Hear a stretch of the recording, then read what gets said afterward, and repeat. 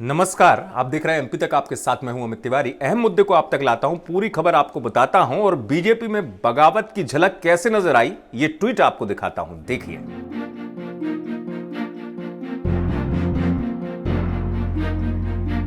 Tweet आपने देखा। Ajay Vishnoi, BJP के वरिष्ठ नेता, पूर्व मंत्री, वरिष्ठ विधायक बीजेपी के, और इस ट्वीट में लिख दिया उन्होंने, शिवराज सिंह को घेरते हुए, निशाना साधते हुए, कि प्रदेश के अनेकों जिलों में समस्याएं जो हैं अपने सरल समाधान के लिए प्रभारी मंत्री की बाह जोट रही है। माननीय, ध्यान दीजिए इस पर। यह पहली बात कही। दूसरी, उन्होंने कहा कि चौथी बार सीएम बने शिवराज सिंह को प्रथम वर्षगांठ के लिए शुभकामनाएं, लेकिन आप अपना वादा निभाइए और रीवा और जबलपुर के प्रभारी मंत्री बनिए। जो ये तंज है, दरअसल इसको आप ऐसे समझिए कि अजय विश्नोई फिर से एक बार मुखर हो गए हैं और सीधे शिवराज सिंह पर निशाना साध रहे हैं इस ट्वीट के जरिए। इसे बगावत की झलक मैंने इसलिए कहा था क्योंकि पहले भी झलक नजर आई थी। आपको याद होगा, मंत्रिमंडल विस्तार के बाद भी अजय विश्नोई ने अपनी पीड़ा जाहिर कर दी थी और इतने सीनियर विधायक होने के बाद उन्होंने सवाल उठाते हुए कह दिया था कि लगता है पूरा संपूर्ण विस्तार हो गया है मंत्रिमंडल का, और विंध्य और जबलपुर यानी महाकौशल जो संभाग है वहां से केवल एक एक राज्य मंत्री ही हैं, बाकी सब जगह से इतने सारे मंत्री बना दिए गए।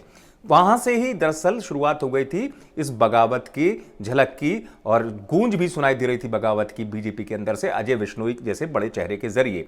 दोबारा आप सोचिए, अभी कुछ ही दिन हुए, उसके बाद अगर अजय विश्नोई फिर सीएम पर निशाना साधते हैं तो इसे आप क्या समझेंगे? प्रभारी मंत्री को लेकर जो बात कही उसका मैं आपको जिक्र बता दूं, क्यों मौका मिला अजय विश्नोई को कहने का कि बात सच है कि मुख्यमंत्री ने जब शपथ ली थी, उनके साथ 5 मंत्रियों ने शपथ ली थी, उसके बाद यह हुआ था कि 2-2 संभागों का प्रभार एक एक मंत्री को दे दिया गया था। लेकिन अब तक वास्तव में मध्य प्रदेश में प्रभारी मंत्री कौन किस जिले का होगा यह तस्वीर साफ नहीं हो पाई, आदेश जारी नहीं हुए।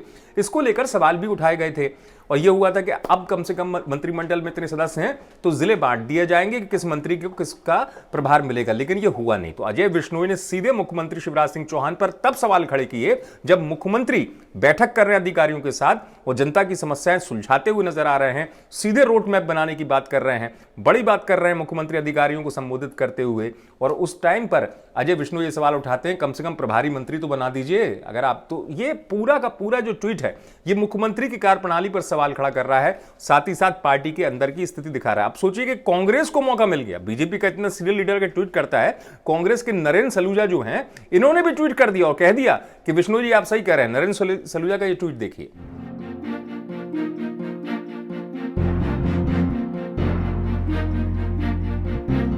नरेंद्र सलूजा का भी ट्वीट आपने देख लिया। कांग्रेस को मौका इसलिए मिला कि ये बीजेपी के अंदर की जो लड़ाई है ना, उसका जैसे ही सामने आना होता है कांग्रेस तुरंत हमलावर हो जाती है, क्योंकि कांग्रेस के पास कहने को होता है देखिए आपके इतने सीनियर लीडर जो है सही बात कह रहे हैं। और वास्तव में कांग्रेस भी निशाना साधते हुए कह रही है कि बीजेपी की कार्यकारिणी नहीं बन पाई और अब तक मंत्रियों को जिले का प्रभार नहीं मिला। लेकिन कांग्रेस ने तो तंज कस दिया, लेकिन बीजेपी के अंदर की स्थिति इससे जरूर सामने आ गई कि मुख्यमंत्री को लेकर किस तरीके से जो पुराने विधायक हैं वो मुखर हो रहे हैं। कई विधायकों की टिप्पणी ऐसी भी आती है कि देखिए ना, विधायकों के काम उतने नहीं होते जितने मंत्रियों के क्षेत्र के विकास काम हो जाते हैं। ये अंदर चलने वाली पूरी एक प्रक्रिया है जो विरोध की शक्ल में नजर आ रही है। खुलकर कोई सामने नहीं आता, लेकिन इस तरीके के ट्वीट जब अजय विश्नोई करते हैं तो अपने आप में बताने के लिए काफी होता है कि बीजेपी के अंदर जो स्थिति चल रही है उसमें बगावत की गूंज क्यों सुनाई दे रही है, खासतौर से मंत्रिमंडल के विस्तार के बाद।